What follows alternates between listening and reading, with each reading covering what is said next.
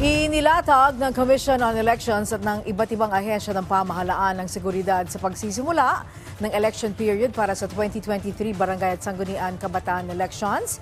Si Patrick De Jesus sa sentro ng balita. Yes, Patrick.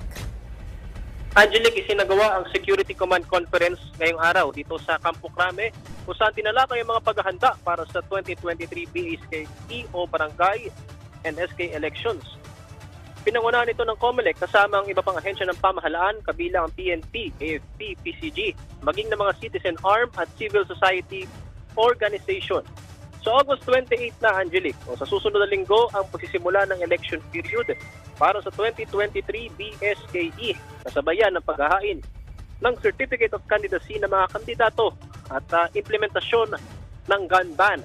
Hanggang sa September 2 ang COC filing, habang sa October 30 idadaos ang araw ng eleksyon.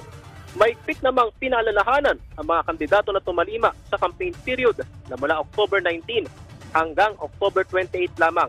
Tinatayang nasa higit 672,000 ang bilang ng barangay positions ang paglalaban-labanan at nasa 92 milyon ang kabuuang bilang ng botante mula edad 15 anyos pataas. Mano-mano pa rin ang balota para sa BSKE maliban sa ilang barangay sa Dasmariñas, Cavite at District 6 ng Quezon City kung saan ilulunsad ng automated election system. Angelic, paigtingin din ng COMELEC at ng PNP ang pagbabantay laban sa vote buying. Sa katunayan, Angelic, sa unang pagkakataon ay magkakaroon ng money ban. Ayon kay COMELEC Chairperson George Ed Garcia, ipatutupad ang money ban 5 araw bago ang mismong araw ng eleksyon. Dito nga sa money ban ay kung makikita nga nagta-transport ng pera nagkakahalaga sa higit 500,000 piso, ito ay iko-konsidera na vote buying. So ang magiging panuntunan dito ay plain sight